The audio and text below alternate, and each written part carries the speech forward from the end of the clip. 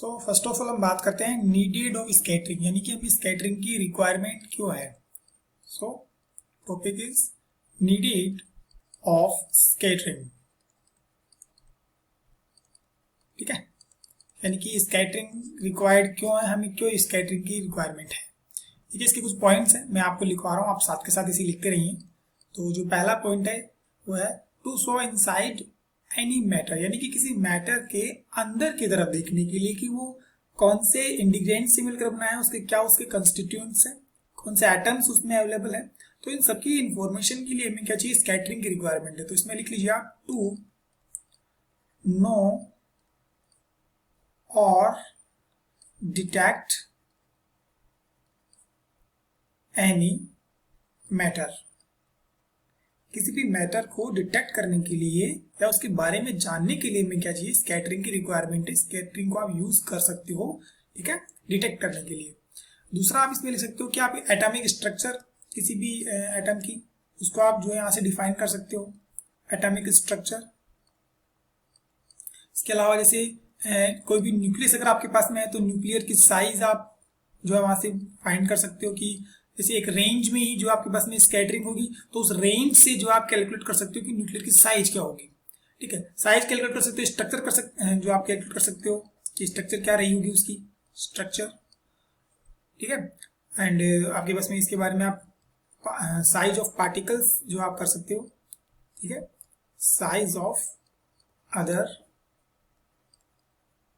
Particles और molecules,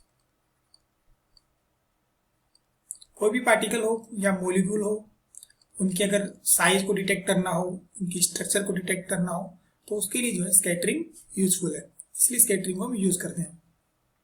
ठीक है, तो ये कुछ एक या दो पॉइंट है, ये छोटे क्वेश्चन में आ जाता है कि हमें स्कैटरिंग की रिक्वायरमेंट क्यों है, तो ये इसके आप आंसर कर सकते हैं। ठीक है,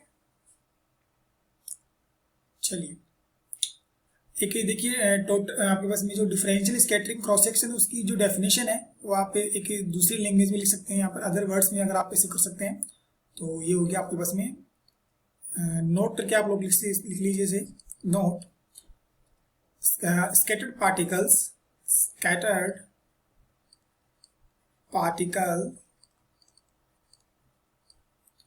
पर unit time, scattered particles per unit time, per unit incident flux, per unit incident flux in any particular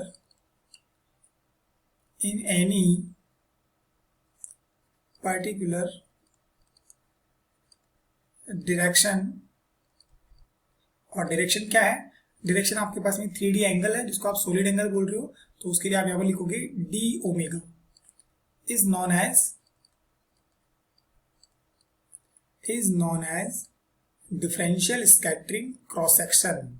ठीक है, तो ये देखिए हमने जो लास्ट क्लास में जो ये फॉर्मूला लिखा था यहाँ पर, यही क्या आपके पास में इन नंबर ऑफ पार्टिकल्स, यानी कि जो पार्टिकल्स स्कैटर्ड हो रहे हैं। ठीक है, scattered particles per unit time per unit incident flux, ठीक है, and in particular direction that is solid angle is known as differential scattering cross section.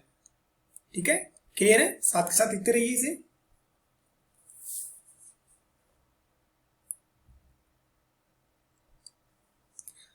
Now student हम बात करेंगे यहां पर टोटल क्रॉस सेक्शन एरिया की। टोटल क्रॉस सेक्शन एरिया, देखिए क्या होता है टोटल क्रॉस सेक्शन एरिया। हमने जो पीछे क्रॉस सेक्शन एरिया की बात की, हमने यहाँ पर देखिए हमने लास्ट क्लास में यहाँ पर क्रॉस सेक्शन की बात की थी। तो क्रॉस सेक्शन को मैंने यहाँ पर आपके पास में यहाँ पर इस तरीके से लिखा था। ठीक है, ये वाला आपके पास में डिफरेंशियल स्कैटरिंग क्रॉस सेक्शन क्या आपके पास में क्रॉस सेक्शन को शो करता है। तो टोटल करने के लिए हम क्या करेंगे, पर इसका इंटीग्रेशन कर देंगे। अगर आप इस वैल्यू का इंटीग्रेशन कर देंगे तो आपको क्या मिल जाएगा, टोटल स्कैटरिंग क्रॉस सेक्शन मिल जाएगा। ठीक है, तो यहाँ पर आप क्या करने जा रहे हैं, if we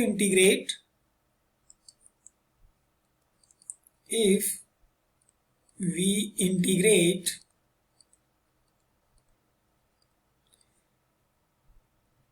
differential scattering cross section for complete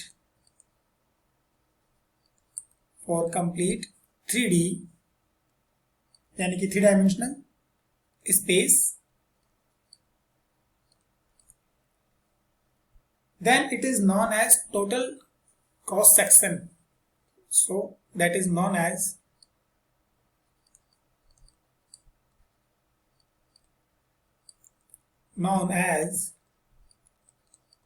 total scattering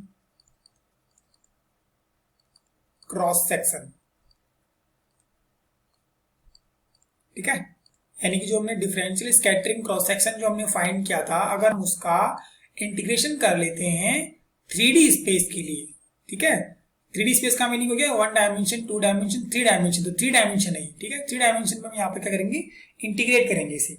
तो देखिए हम इसे इंटीग्रेट कर रहे हैं, जो हमने यहाँ पर टोटल क्रॉस सेक्शन की जो डेफिनेशन लिखी है उसके हिसाब से हम लिख रहे हैं इसे, तो लिखेंगे यहाँ पर बाय द डेफिनेशन की जो डेफिनेशन हमने यहाँ पर टोटल क्रॉस सेक्शन की लिखी उसके अकॉर्डिंग मैथमेटिकली आप इसे कैसे शो करोगे, मैथमेटिकली आप इसे लिखोगे सिग्मा टी, टी आपके यहाँ पर डिनोट कर रहा है टोटल को, तो आप यहाँ पर टोटल का कर रहे हो। और देखिए अगर आप इसे करते हो यहाँ पर, देखिए तो आप इसे यहाँ पर लिखोगे इस तरीके से डी सिग्मा एंड यहाँ आएगा डी ओमेगा, इस तरीके से, ठीक है। अब यहाँ देखिए, यहाँ हमने देखा था कि डी सिग्मा की वैल्यू कैसे निकालेंगे, यहाँ से अगर आप डी सिग्मा की वैल्यू निकालते हो तो कैसे निकालोगे, sigma theta phi and d omega, इसी तरह से निकालोगे ना। तो यहाँ पर इसी वजह से यहाँ पर ये वाली वैल्यू है, ये वाली वैल्यू। अच्छा मैंने यहाँ पर ये डी भी लिख दिया, ये नहीं आएगा, 2 बार नहीं आएगा, एक ही बार आएगा, ठीक है, इस तरीके से। तो या तो आप इसे सिग्मा थीटा फाई लिख लो या फिर ओनली सिग्मा लिख लो, ठीक है, क्योंकि सिग्मा थीटा फाई का मीनिंग है कि इस पे थीटा और फाई पे डिपेंडेंसी है इसकी, थीटा एंड फाई, इस तरीके से हो जाएगा ये, ठीक है। तो अब देखिए जो डी ओमेगा था, डी ओमेगा की वैल्यू मैंने आपको बताई थी पहले भी जब हमने सॉलिड एंगल की बात की थी। तो सॉलिड एंगल के लिए आपके पास वैल्यू जो हो जाएगी वो हो जाएगी यहाँ पर sine theta d theta and d phi, ये वैल्यू मैंने आपको बताई थी सॉलिड एंगल के लिए, ठीक है। तो अगर आप यहाँ पर इस वैल्यू को पुट करते हैं then total scattering cross section area हो जाएगा इंटीग्रेशन। अब देखिए यहाँ पर 2 बार इंटीग्रेशन करना होगा, एक बार हमें करना होगा थीटा के रेस्पेक्ट में और एक बार हमें करना होगा फाई के रेस्पेक्ट में। तो यहाँ पर 2 बार इंटीग्रेशन, अगर आप इससे डी ओमेगा को ओपन करते हैं इस तरीके से, तो थीटा के अगर रेस्पेक्ट कर रहे हैं तो लिमिट आएगी 0 टू पाई, ठीक है। स्फेरिकल कोऑर्डिनेट सिस्टम में आपने पढ़ा होगा कि जो थीटा जो होता है वो वेरी करता है 0 से लगाकर पाई तक, ठीक है, और फाई जो है वो वेरी करता है 0 से लगाकर 2 पाई तक। ये आपने मैथमेटिकल फिजिक्स में पढ़ा होगा आपने बीएससी में सेकेंड ईयर में, ठीक है। तो वहीं से हम यहाँ पर कर रहे हैं, तो अगर थीटा के रेस्पेक्ट में आप इसे इंटीग्रेट करोगे तो लिमिट रहेगी लोअर लिमिट 0, अपर लिमिट पाई, और अगर आप फाई के रेस्पेक्ट में इसे इंटीग्रेट कर रहे हो तो लोअर लिमिट रहेगी 0 एंड अपर लिमिट रहेगी 2 पाई, ठीक है। और बाकी आपके पास में ये जो आपके पास में डिफरेंशियल स्कैटरिंग क्रॉस सेक्शन वाली वैल्यू थी यहाँ पर आ जाएगी सिग्मा थीटा फाई, और डी ओमेगा की वैल्यू में यहाँ पर पुट कर देंगे sine theta d theta and d phi, इस तरीके से हो जाएगा, ठीक है। आगे देखिए, आगे हम इसे सॉल्व कर रहे हैं, तो ये टोटल स्कैटरिंग क्रॉस सेक्शन हो जाएगा। देखिए फर्स्ट ऑफ ऑल हम यहाँ पर देखें कि जो आपके पास में सिग्मा है ये थीटा और फाई दोनों पे डिपेंड कर रहा है, ठीक है। अब देखिए यहाँ पर आपके पास में साइन थीटा है, ठीक है, तो यहाँ पर 2 फंक्शन हो गए, लेकिन डी फाई आपके पास फाई का जो है यहाँ पर ये एक ही फंक्शन है यहाँ पर ना, कोई दूसरा फंक्शन नहीं है इसके अलावा। तो हम इसको कुछ इस तरीके से करेंगे। देखिए डी फाई का अगर आप करते हो, अगर डी फाई का इंटीग्रेशन अगर आप करते हो तो डी फाई का क्या रहेगा, फाई रहेगा, और लिमिट आपके पास में दे रखी है 0 टू 2 पाई, तो ये क्या हो जाएगा, इस तरीके से वैल्यू पुट कर दोगे आप 0 टू 2 पाई, तो अपर लिमिट पहले लिखी जाएगी यानी कि 2 पाई माइनस 0, तो जो आपके पास में रिजल्ट आएगा वो आएगा 2 पाई, यानी डी फाई का इंटीग्रेशन क्या आने वाला है, 2 पाई आने वाला है यहाँ पर। तो यहाँ पर आप 2 पाई मल्टीप्लाई में लिख सकते हो।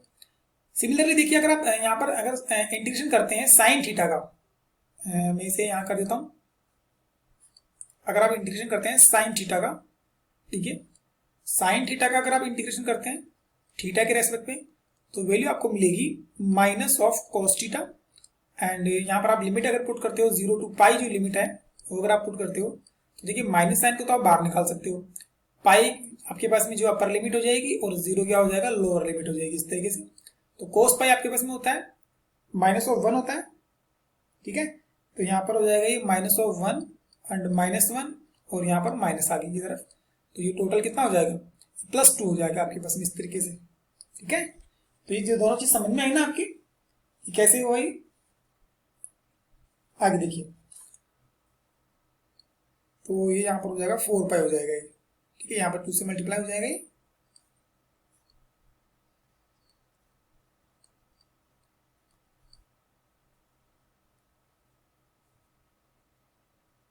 एक मिनट रुकिए, एक मिनट रुकिए, होल्ड कीजिए। अगर आप लिख रहे हैं तो रुक जाइए 1 मिनट।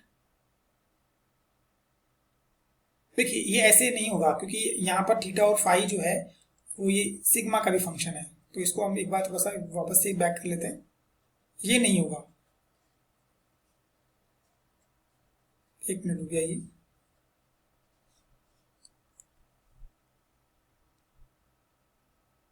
ठीक है, ये d5 वाला तो हो जाएगा, 2 पाई आ जाएगा यहाँ पर तरीके से, बट 5 वाला हम यहाँ पर इसको सॉल्व नहीं कर सकेंगे। ये कुछ इसी तरीके से रहेगा, थीटा वाला रह जाएगा, साइन थीटा डी थीटा, ठीक है। इसको ही करेंगे। इसका रीजन ये है कि आपके पास में ये जो सिग्मा थीटा फाई है, यहाँ पर आप लिख लेंगे, चाहे तो आप लिख लीजिए यहाँ पर कि जो सिग्मा थीटा फाई है इस तरीके से लिखा है हमने, इसको आप लिखेंगे ये आपके पास में फाई इंडिपेंडेंट है, फाई इंडिपेंडेंट है ये वैल्यू, लेकिन थीटा भी डिपेंडेंट है, थीटा डिपेंडेंट वैल्यू है। इस वजह से यहां पर हम फाई के रेस्पेक्ट में तो कर पा रहे हैं, लेकिन थीटा के रेस्पेक्ट में आप इसका नहीं करोगे इंटीग्रेशन, इसलिए इसे हम यहां तक ही करेंगे। तो जो total scattering cross section area आया वो क्या आया है, sigma t is equal to 2 pi 0 to 2 pi sigma theta लिख सकते हैं ओनली आप, 5 डिपेंडेंसी नहीं है इसकी, ठीक है, sigma theta d theta.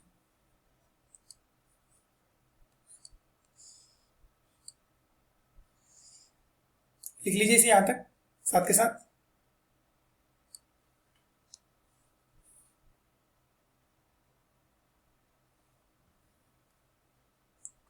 So this equation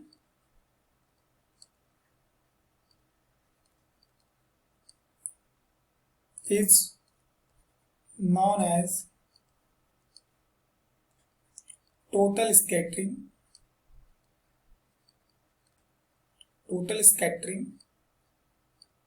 cross section।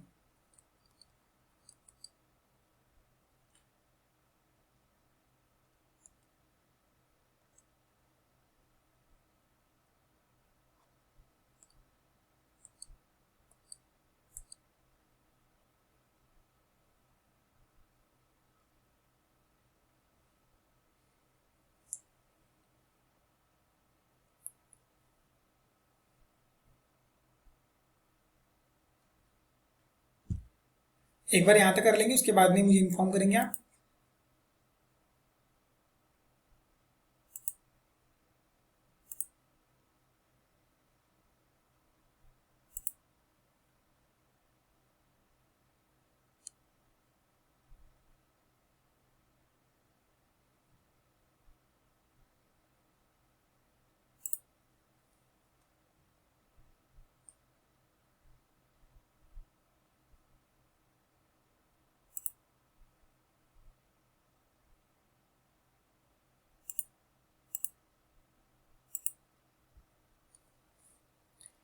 तो इसके बारे में कुछ लिखेंगे हम, देखिए आपके पास में जो टोटल स्कैटरिंग जो आपके पास में क्रॉस सेक्शन एरिया है, ये ओनली सिमेट्रिक आपके पास में पोर्शन के लिए जो है वैलिड होता है, ठीक है। तो यहाँ पर आप लिख सकते हैं इक्वेशन आपके पास में से कोई भी इक्वेशन दे दीजिए, जैसे इक्वेशन ए दे दीजिए, जैसे आप इक्वेशन ए इसको बोल सकते हो आप।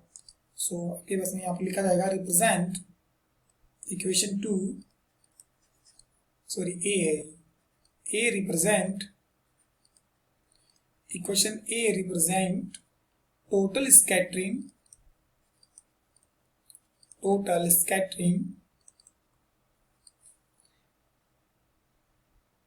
Cross section area for any symmetric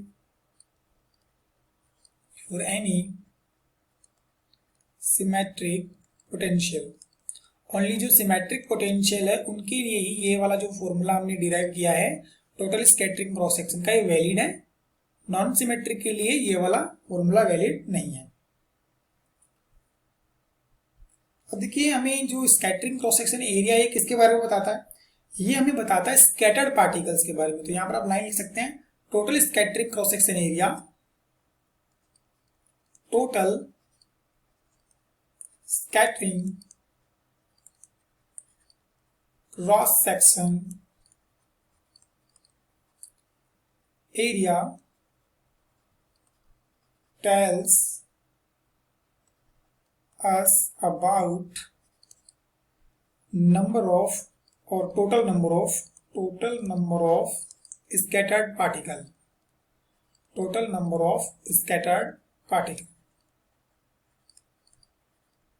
ठीक है। यानी कि कितने पार्टिकल्स जो है वो स्कैटरिंग में स्कैटर्ड हुए हैं उनके नंबर के बारे में हमें बताता है total scattering cross section area, ठीक है। और इसके अलावा आप देखिए ये भी बोल सकते हो कि आपके पास में total scattering cross section area जो था, यहाँ वो वाला पोर्शन था जहां से स्कैटरिंग हो रही है और इसके आगे ओनली आउटगोइंग फ्लक्स है। तो आउटगोइंग फ्लक्स को ये शो कर रहा है, ये भी आप बता सकते हो। सो यहाँ पर आप लिख सकते हो और total scattering cross section area, total scattering cross section area is nothing but outgoing flux, यानी कि और कुछ नहीं है, ये आउटगोइंग फ्लक्स ही है।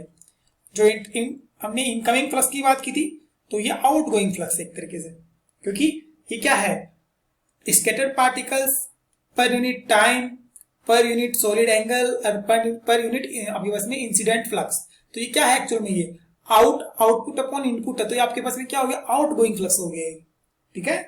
इस तरीके से तो यहां तक कर लीजिए, उसके बाद में हम दोबारा जो हमारा नया टॉपिक है वो शुरू करेंगे।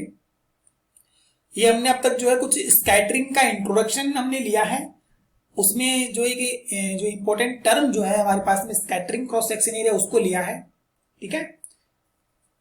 अगली हमारी जो हेडिंग रहेगी वो रहेगी centre of mass frame to lab frame transformation कैसे किया जाता है हम सीखेंगे। तो अगली हेडिंग में लगा लेंगे जिन्होंने कर लिया है साथ के साथ, अगली हेडिंग लगा लेंगे ट्रांसफॉर्मेशन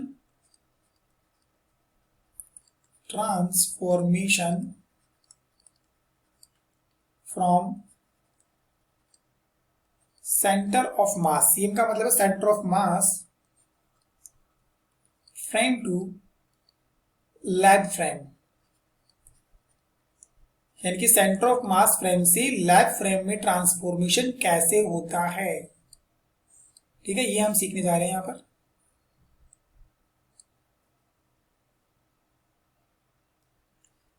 सीएम का मतलब क्या है, सेंटर ऑफ मास। अगर किसी को याद नहीं रहे तो लिख लें इसे, ठीक है। आगे देखिए, तो सबसे पहले बात करते हैं सेंटर ऑफ मास की। हम बात करें तो सबसे पहले सेंटर ऑफ मास होता क्या है। सेंटर ऑफ मास एक पॉइंट होता है, एक ऐसा पॉइंट जहां पर आप किसी भी सिस्टम का टोटल मास जो है सेंटर्ड जो है सपोज कर सकते हो।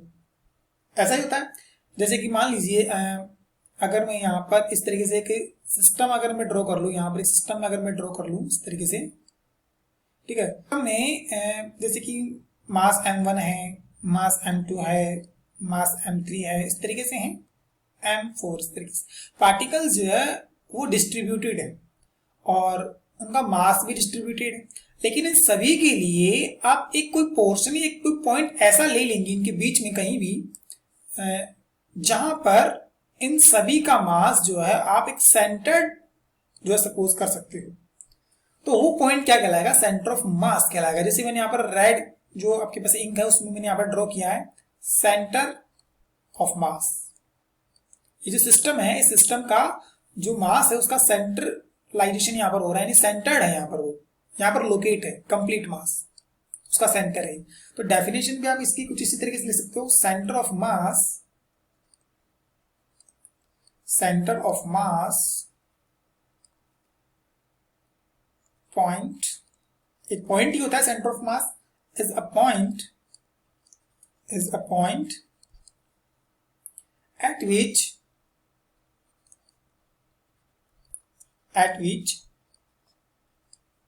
total mass of object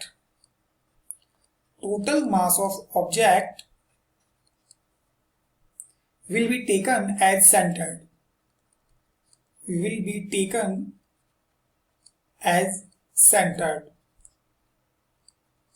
यानी कि कोई भी सिस्टम है उसमें अगर मास डिस्ट्रीब्यूटेड है तो उन मास का जो आप सेंट्रलाइजेशन कर सकते हो, एक पॉइंट को आप सपोज कर सकते हो कि यहाँ पर कंप्लीट मास जो है सेंटर्ड है, ठीक है। उसी पॉइंट को हम क्या बोलते हैं, उसी पॉइंट को हम बोलते हैं सेंटर ऑफ मास बोलते हैं। इसके अलावा भी आप डेफिनेशन लिख सकते हो, जैसे कि आपके पास में आप मोमेंटम की फॉर्म में से ले जा सकते हो। जैसे कि कोई पॉइंट ऐसा है जहां पर जो मोमेंटम है तो सभी पार्टिकल्स का क्या है, जीरो है, क्योंकि आपने पढ़ा भी होगा कि सेंटर ऑफ मास के केस में जो मोमेंटम होता है वो ऑलवेज जीरो होता है। तो यहां पर आप उसकी फॉर्म में भी आप इसे लिख सकते हो, एनी पॉइंट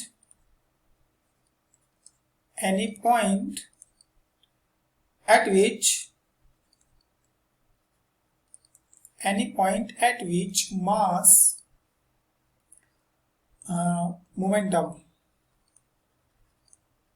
momentum यानी कि mv of all particles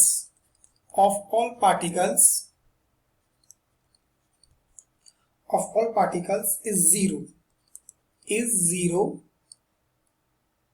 is known as centre of मास, ठीक है। यानी कि वो पॉइंट जहां पर मास मोमेंटम यानी कि एमवी जो है सभी पार्टिकल्स का जीरो हो उसको हम बोलेंगे सेंटर ऑफ मास। एक फॉर्मूला भी आप सभी लोगों को मैं रिकॉल करा देता हूँ। फॉर्मूला जो रहता है वो फॉर्मूला रहता है कि summation for i where i vary 1 to infinity, कितने भी पार्टिकल हो सकते हैं, एंड एम आई और यहां पर आप करते हो आर आई, इस तरीके से इज इक्वल टू जीरो। यहां पर आप आर आई डॉट इसे कर सकते हो ताकि मोमेंटम ये बन जाए, ठीक है। सभी का मोमेंटम क्या होता है, वो जीरो होता है सम अगर आप करते हो तो उसका। और अगर आप पोजीशन की बात करते हो, ये तो मोमेंटम जीरो वाली बात है, मोमेंटम जीरो।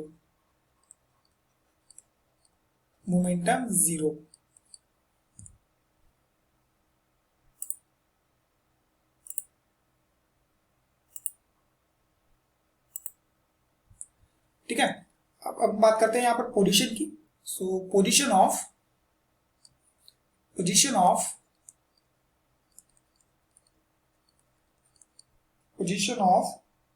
सेंटर ऑफ मास, सभी को आता होगा ये वाला। तो सेंटर ऑफ मास की पोजीशन का फॉर्मूला लिख लीजिए एक बार, आरसीएम से उसे लिखते थे हम। आर आपके पास में एक पॉइंट है, ठीक है, मतलब एक तरह से वेक्टर है, डिस्प्लेसमेंट वेक्टर है। जैसे मान लीजिए कहीं ना कहीं तो आप ओरिजिन लोगे, वहीं से आप उसका सेंटर ऑफ मास निकालोगे, ठीक है। तो ये इसके लिए जैसे मान लीजिए 2 पार्टिकल्स है, अगर कोई सिस्टम इस तरीके से है जिसमें 2 particles only, m1 and m2, और जैसे मान लीजिए ओरिजिन यहाँ कहीं है, यहाँ मान लीजिए अगर इसके अंदर ही मान लीजिए कहीं, ठीक है। तो जैसे जहां कहीं भी है तो एक तो आपके पास में पोजीशन वेक्टर होगा m1 पार्टिकल के लिए और एक आपके पास में पोजीशन वेक्टर होगा m2 पार्टिकल के लिए, ठीक है। तो इन दोनों का सेंटर ऑफ मास कहीं होगा, जैसे मान लो यहाँ इन दोनों का सेंटर ऑफ मास है, ठीक है। देन सेंटर ऑफ मास के लिए भी क्या होगा, यहाँ पर एक पोजीशन ऑफ वेक्टर होगा इस तरीके से आरसीएम। तो एक तरीके से क्या होता है, ये एक डिस्प्लेसमेंट वेक्टर होता है। तो यहाँ पर फॉर्मूला जो था वो था मास मल्टीप्लाई टू डिस्प्लेसमेंट वेक्टर, जैसे कि मैंने यहाँ पर m1 r1 का, वैसे मैं यहाँ पर करूंगा m2 r2, ठीक है। और फिर डिवाइड लगा देना है टोटल मास का। तो टोटल मास का डिवाइड लगाने का मीनिंग है m1 प्लस m2। यहाँ पर ध्यान रखें मैंने सिर्फ 2 पार्टिकल्स के लिए लिया है, ये n पार्टिकल्स के लिए भी होता है, ठीक है। पर हमारे इतना काम में नहीं आ रहा, इसलिए मैं इसे इतना ही कर रहा हूँ, ठीक है। अब बात करते हैं वेलोसिटी की। तो वेलोसिटी क्या होती है, वेलोसिटी आपके पास में rate of change in position vector होती है, तो इसी को आप वेलोसिटी में कन्वर्ट कर सकते हो। तो फर्स्ट ऑफ ऑल इसकी डेफिनेशन लिख लो आप इस तरीके से, द रेट ऑफ चेंज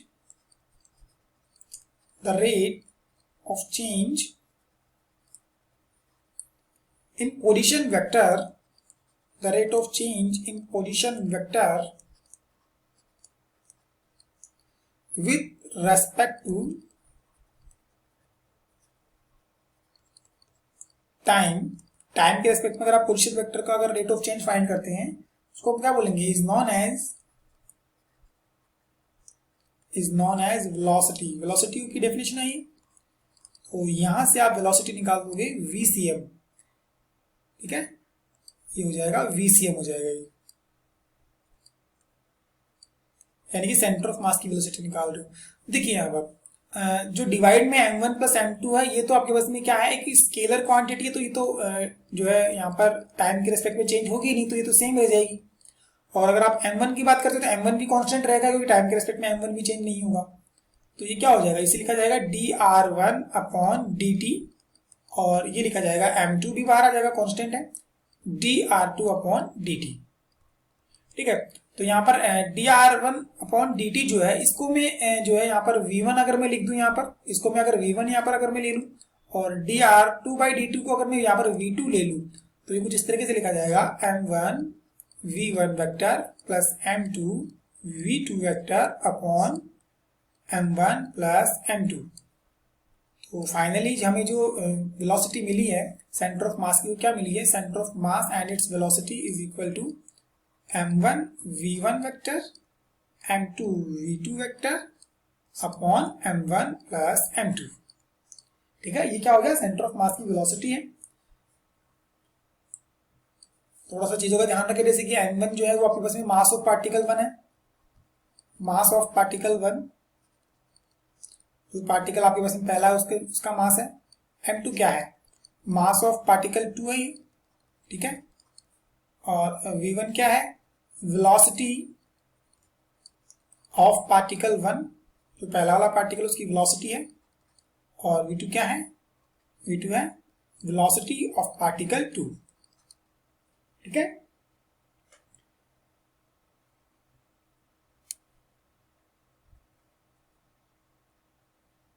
सभी को ये जो है अपने रिकॉल हो रहा होगा कि हमने ये किया था, अपने इसे 11th में ही पढ़ा होगा, BSc में ही पढ़ा इसे, तो रिकॉल कर लीजिए इसे, ठीक है। साथ साथ करते रहिए।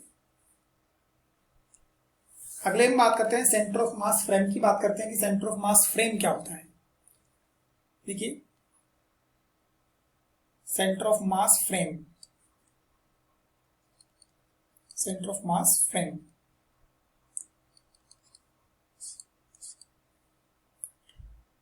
तो देखिए यहाँ पर मैंने एक यहाँ पर एक हल्की चीज बताई थी आपको कि एक सिस्टम हमने लिया और उस सिस्टम में हमने अलग अलग पार्टिकल्स m1 m2 लिए, ठीक है। और फिर मैंने जो है एक बाहर की तरफ ओरिजिन को मैंने यहां सपोज किया, जैसे मैंने ओरिजिन को यहां सपोज किया, ठीक है। तो इस केस में आप ये सिस्टम को इस सिस्टम के जो है इस फ्रेम के रेस्पेक्ट में क्या कर रहे हो, इसकी पोजीशन को लोकेट कर रहे हो, यही बात है। लेकिन अगर ऐसा हो कि ये जो ओरिजिन है, ये जो 0 ओरिजिन है, इस ओरिजिन को ही अगर आप सेंटर ऑफ मास पर शिफ्ट कर दो, या फिर ये सेंटर ऑफ मास इस ओरिजिन की जगह पे आ जाए, तो इस केस में सेंटर ऑफ मास की जो लोकेशन है वो क्या हो जाएगी, 0 हो जाएगी। और उसी फ्रेम को हम क्या बोलेंगे, सेंटर ऑफ मास फ्रेम बोलेंगे, क्योंकि अब हम जो है उस पार्टिकल का जो सेंटर ऑफ मास है उसके अकॉर्डिंग, ठीक है, हम जो है ऑब्जेक्ट को ऑब्जर्व करेंगे। तो कहने का मतलब ये हो गया कि अब आपका जो डायग्राम बनेगा वो कुछ इस तरीके से बनेगा कि जैसे कि मान लीजिए ये मैंने यहां पर बनाया इस तरीके से, ठीक है।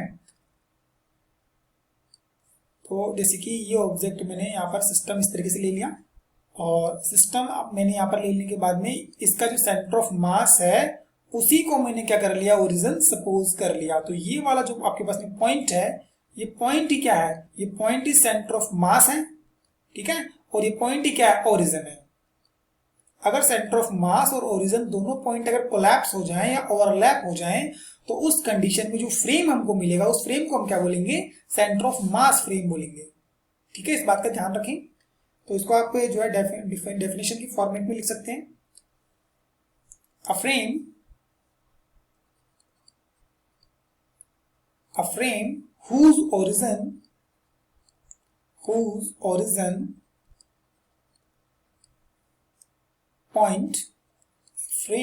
origin point is centered as center of mass. Point is known as center of mass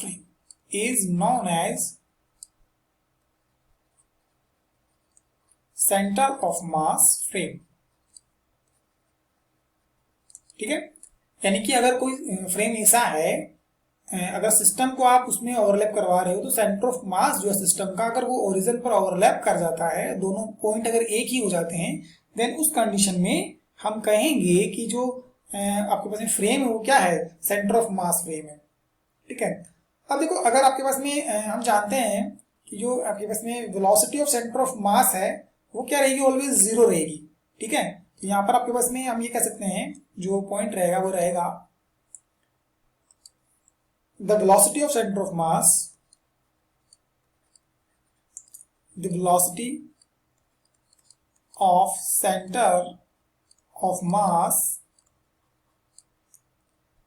in center of mass frame is always zero.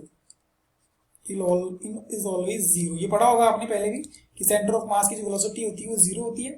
तो इसके चलते हुए आपके पास में ये जो VCM हमने अभी भी फाइंड किया था वो क्या रहेगा, जीरो रहेगा। ठीक है, for centre of mass frame, ध्यान रखिए ये for centre of mass frame. ठीक है, क्योंकि हम ओरिजिन को कभी भी जो है मूविंग सपोज नहीं करते हैं। ओरिजिन आपके पास में जो है एक नॉन मूविंग वैल्यू होती है। ठीक है, क्योंकि इसी की रेस्पेक्ट में आप बाकी अदर वैल्यूज को जैसे डिस्प्लेसमेंट वेक्टर, वेलोसिटी सब यहीं से डिफाइन होता है। तो इसको आप क्या करोगे, ऑलवेज यहाँ पर जो है रेस्ट पे ही सपोज करोगे। तो यहाँ पर वेलोसिटी ऑफ सेंटर ऑफ मास क्या हो जाएगी, जीरो हो जाएगी। Velocity of centre of mass frame की जीरो हो जाएगी यहाँ पर। ठीक है, फ्रेम का मीनिंग है यहाँ पर ओवरलैपिंग हो गई है origin on centre of mass point की। ठीक है,